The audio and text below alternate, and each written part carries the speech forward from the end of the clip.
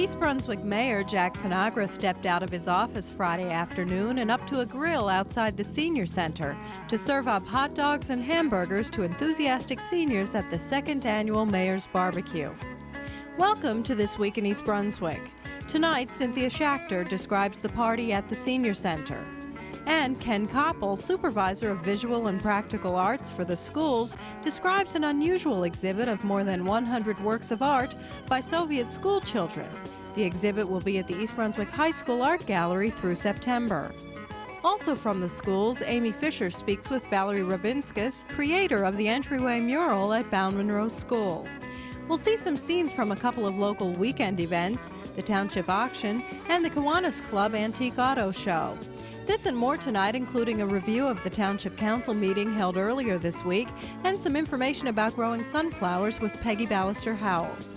But first, here's a rundown of the Channel 8 programming schedule for next week. On Monday morning, Lenore Kulik dances away the calories at 10 o'clock on Look Great, Feel Great.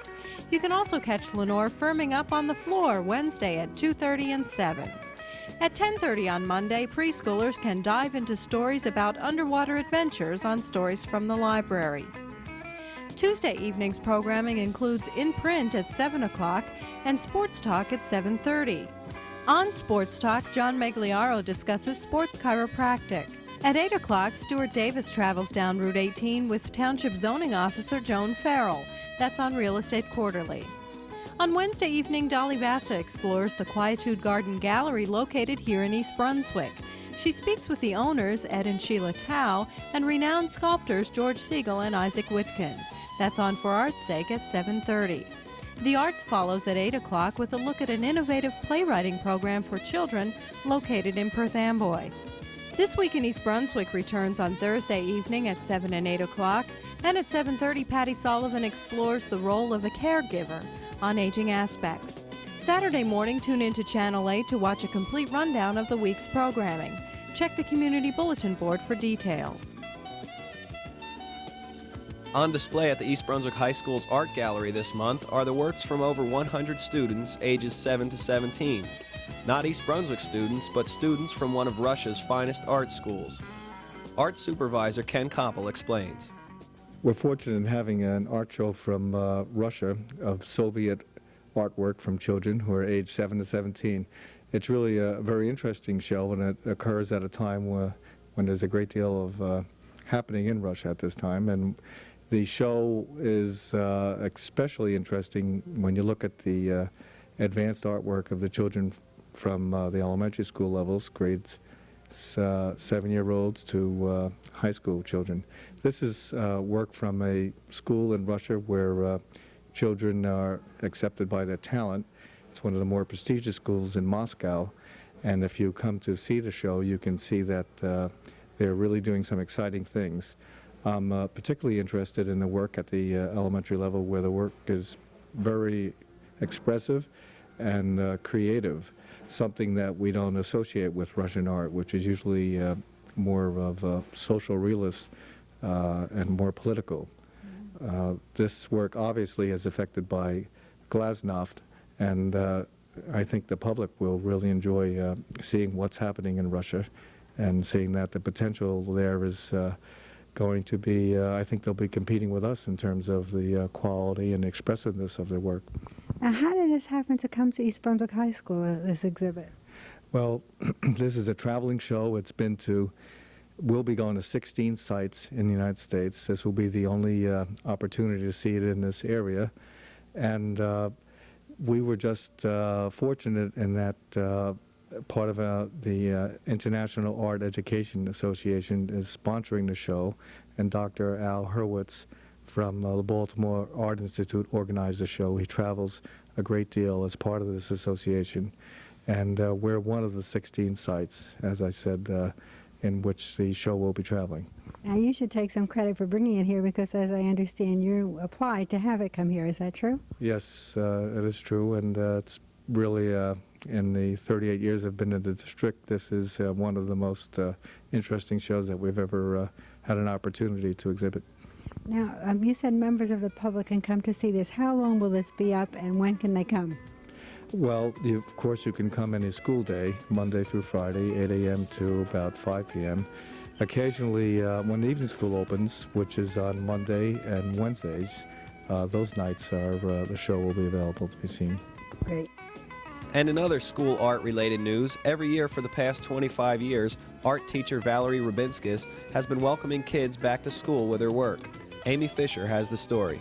Here I am at Bowne-Munro School, and I'm going to be talking to Val Rubinskis, the art teacher who has created a wonderful mural in the front hall of the school. Hi, Val. Hi, Amy.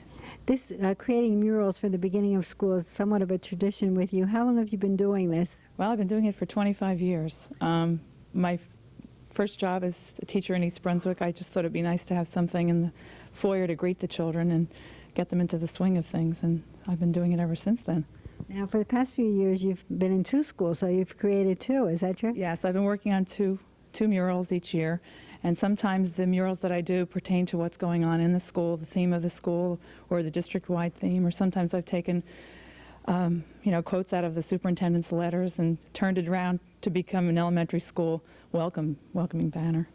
This is really nice. I guess you made up this slogan that you have on here. You want to tell us about that? Well, just that we're, at every new year we try to let the children know that we work together for their education, and I happened to see a work crew working in South Jersey on the highway, and I thought about, wow, that's neat. They all had their yellow hard hats on, and so I thought that'd be great, having Bowne-Munro working hard together, laying the foundation for a great education, and that's how I came up with this particular mural. That's nice. And what's your theme at Lawrence Brook this year? Let's see, at Lawrence Brook, Mr. LaRosse's goal is cooperation for excellence leads to excellence, so that's what we have on our banner over there. They're really beautiful. How long does it take you to do these murals? That could take between 6 to 8 hours, and I do work on these on my basement floor, so it isn't until I get to hang them up here in the school that I really get to appreciate them myself, because they're pretty flat and it's pretty dark down there. So you do a wonderful job considering it's dark.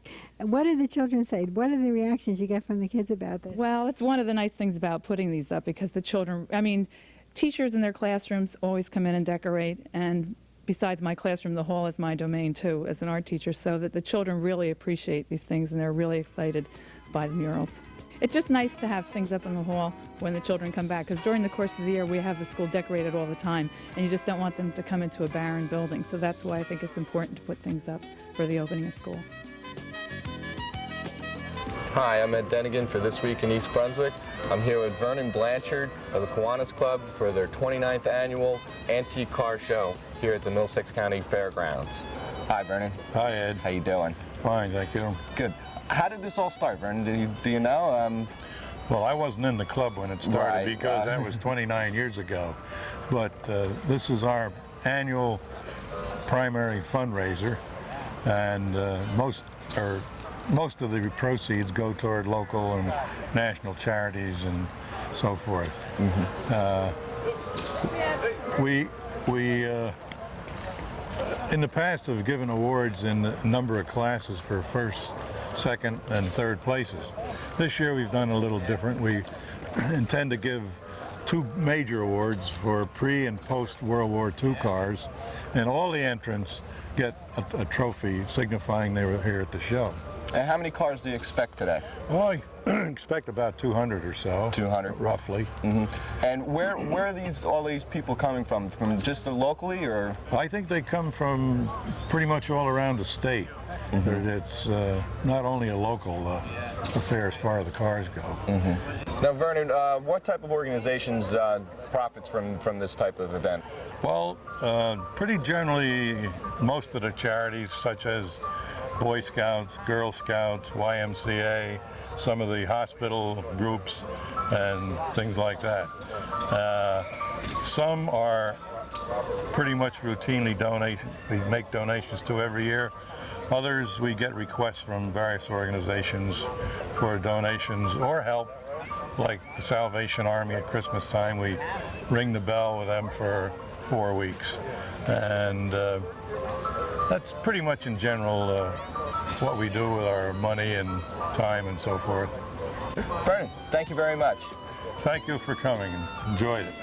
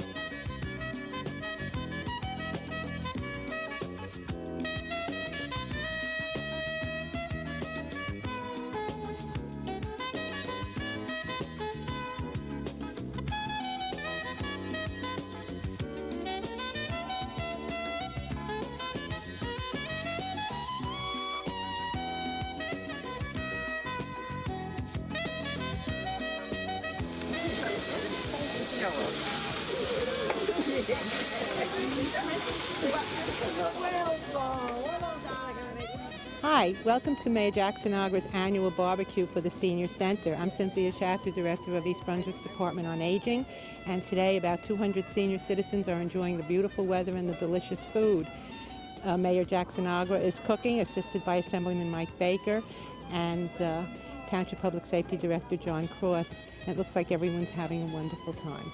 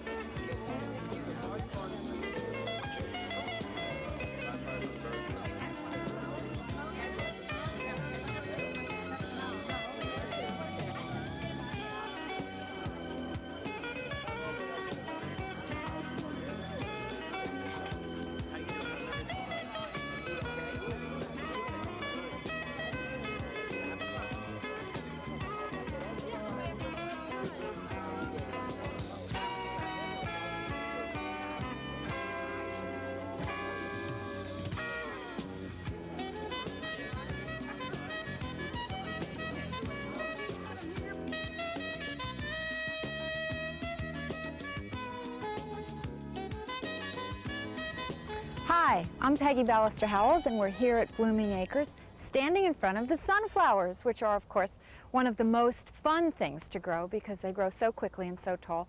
Kids particularly enjoy growing sunflowers, but there's a number of practical reasons to grow them too. Actually, commercially out in the Midwest and the Northwest, they grow sunflowers in huge quantity for the production of oil and their seeds, so they are a worthwhile crop in large quantity as well. But they're kind of fun and interesting, certainly very dramatic. But one of the things we want to talk about is saving them for seeds, which you may want to do for yourself or to save to feed the birds over the winter. Now, one of the interesting things about sunflowers is the way the flowers develop. You can see the little bumps in the center here. Those are the ones that are mature. It's actually not a single flower, but many, many, many flowers growing together.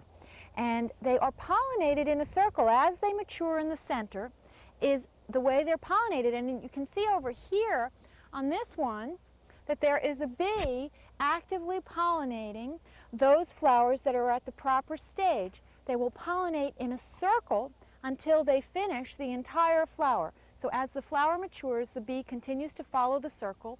And then subsequently what happens is that that's the same way the seeds will mature.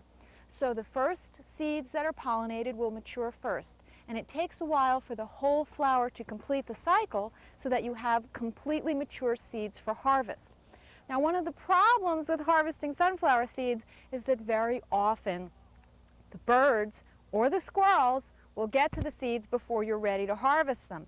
I have actually seen a squirrel dangling by its hind feet and doing essentially stomach curls, where they curl up, reach up into the center of the flower, pull out the seeds, and then eat them while they're dangling upside down. So they are pretty determined.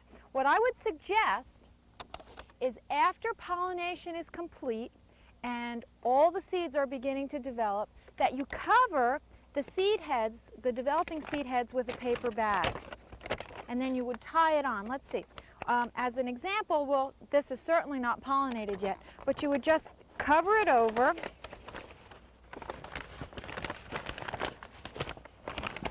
and tie it with string around the base. And that way, the seeds have a chance to mature inside. they still have a certain amount of air in there, and the moisture doesn't stay in there to encourage any kind of rotting, because the paper will absorb any extra moisture. And then that gives them a chance to mature before the critters can get to them. And that way, when they do fully mature, you can cut them off and remove the seeds. And then you can roast them and eat them yourself, or put them out for the birds. Well, I know that they'll look a little funny like this, but it is the best way to get a harvest. Join us here next time at Blooming Acres. Thanks. Bye-bye.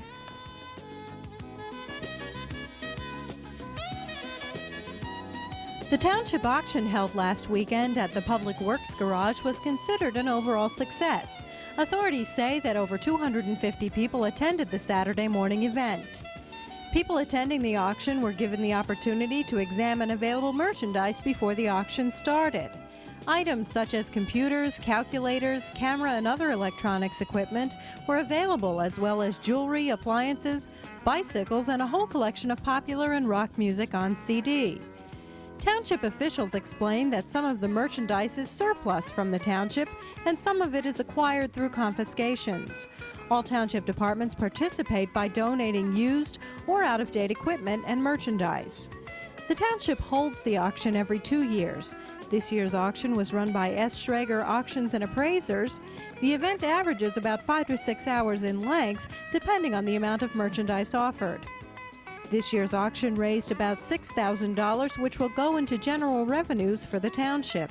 If you'd like to participate in the next auction, keep an eye out for ads in the home news or even here on Channel 8.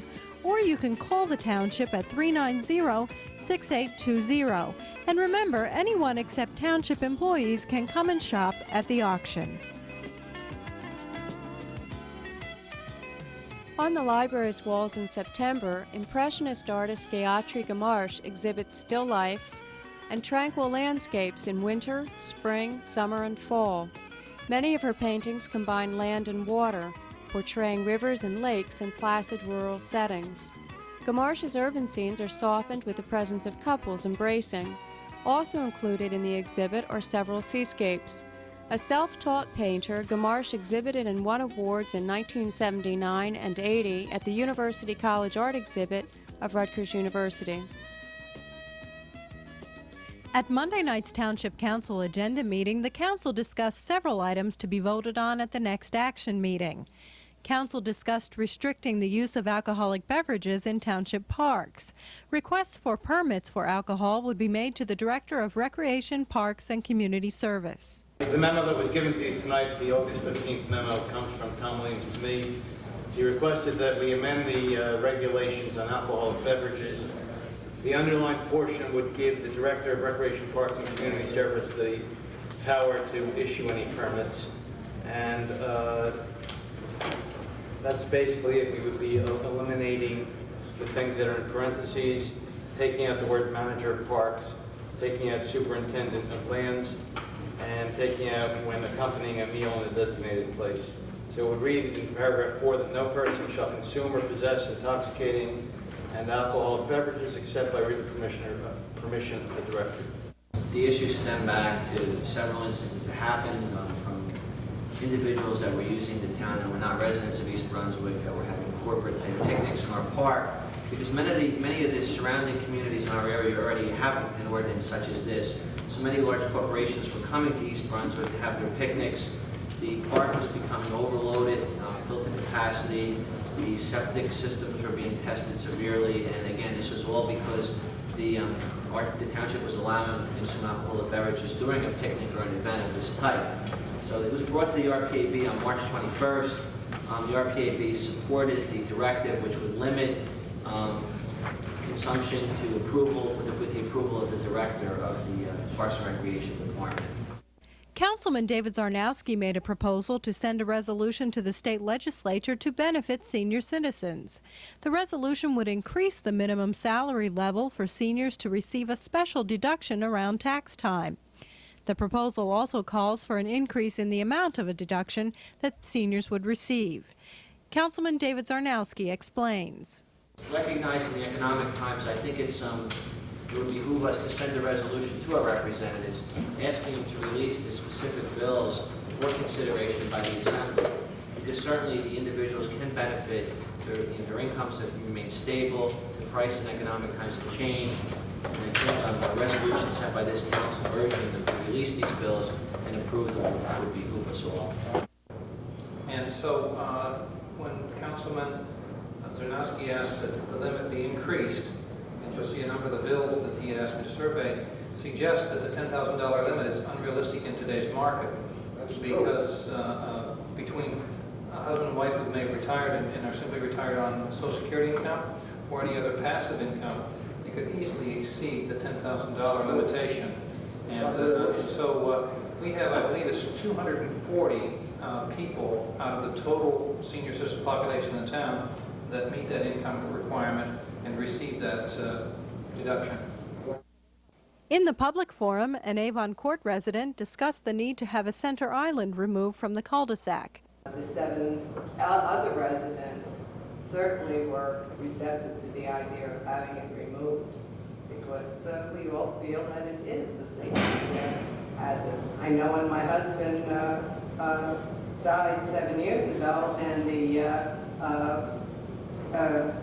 paramedics and the rescue squad had to come, they couldn't park right in front of my house. There's just not enough room. So it's a safety issue as far as we're concerned. Councilman agreed with her request, noting that she had been asking previous councils to do something about the problem for years. Director of Public Works, Mike Opaleski, gave the council a time frame. It's not a financial problem for the park. It's just that I'm coming into the season where I'm going to be using those forces in other areas, such as the collection of snowfall. And I'm entering a new program this year, which is crack sealing, and I really want to put a great deal of emphasis on that. And this would just hold it up. So I really feel I could do it in April, even if the capital budget is not approved at the time. I believe the administration we can work on something where the operating budget could be reimbursed. The resolution is expected to be approved at the next action meeting. That's all for this week. Thanks for watching.